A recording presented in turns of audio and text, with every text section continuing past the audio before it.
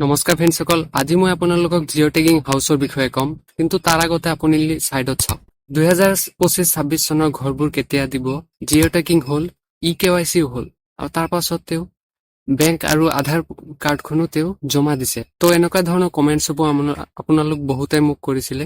তো আপুনি যদি 2025ত ঘৰৰ টকা পাবলৈ আপোনালোকে এপ্লাই কৰিছিলে, তেনেহ'লে ফাইনেল লিষ্টত আপোনালোকৰ নামটো আহিছে। আপোনালোকৰ ফাৰ্ষ্ট ইনষ্টলমেণ্ট কেতিয়া পাব, মানে ফাৰ্ষ্ট কিস্তি আপোনালোকে কেতিয়া পাব। গতিকে আপুনি যদি নতুন হিতাধিকাৰী হয় বা আপুনি যদি পুৰণি হিতাধিকাৰী হয়, ভিডিঅ'টো আপোনাৰ বাবে সকলোৰে বাবে গুৰুত্বপূৰ্ণ। ভিডিঅ'টো আপোনালোকে শেষলৈকে চাওক।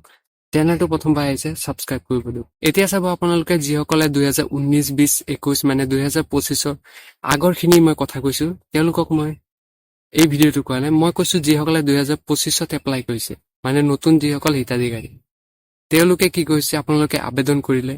তো ইয়াতো এটা যে আপোনালোকে আবেদন কেনেকৈ কৰিলে, কিয়নো আপোনালোকে প্ৰথমতে অফলাইনত এবাৰকৈ আবেদন কৰিছিলে।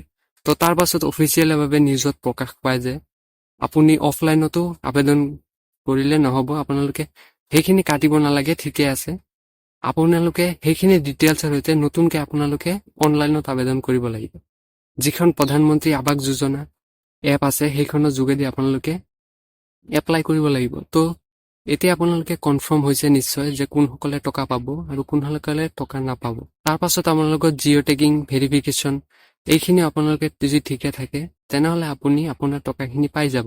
তো এতিয়ালৈকে যিসকল আবেদনকাৰীয়ে 2025ত ফাৰ্ষ্ট ইনষ্টলমেণ্ট পালে, বহুতে পোৱা নাই। মই কমেণ্টছত চাইছিলোঁ, আৰু প্ৰথমতে মই আপোনালোকক যিখন কমেণ্ট দেখুৱাইছিলোঁ, তাত তেওঁ লিখিছিলে যে মই আপোনালোকক আকৌ এবাৰ জিঅ' টেগিং হ'ল, তেওঁ KYC কৰিলে, তেওঁ আধাৰ কাৰ্ডখনো জমা দিলে, আৰু প্লাছ বেংক একাউণ্টখনো তেওঁলোকে জমা দিছে।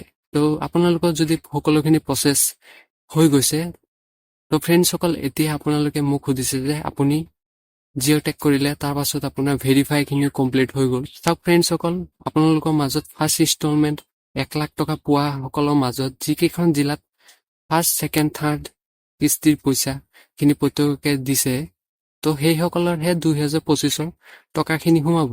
যিসকলে মোক কমেণ্ট কৰিছিলে যে টকাখিনি পোৱা নাই, তো সেইসকলক মই জনাইছো যে আপোনালোকে প্ৰথমতে আপোনালোকে যিখন জিলাতে থাকে, মানে আপোনালোকৰ ডিষ্ট্ৰিক্ট যিখন, সেইখনত আপোনালোকে প্ৰথমে চেক কৰক যে আপোনালোকৰ আগৰ কিস্তিৰ টকাখিনি ক্লিয়াৰ আছে নে নাই। তো এতিয়া আপোনালোকে কথাখিনি নিশ্চয়কৈ গম পাইছে। তো এনেকুৱা ধৰণৰ আপডেটসমূহ পাবলৈ ভিডিঅ'টোত এটা লাইক কৰি চেনেলটোত প্ৰথমবাৰ আহিছে ছাবস্ক্ৰাইব কৰি দিব। ধন্যবাদ।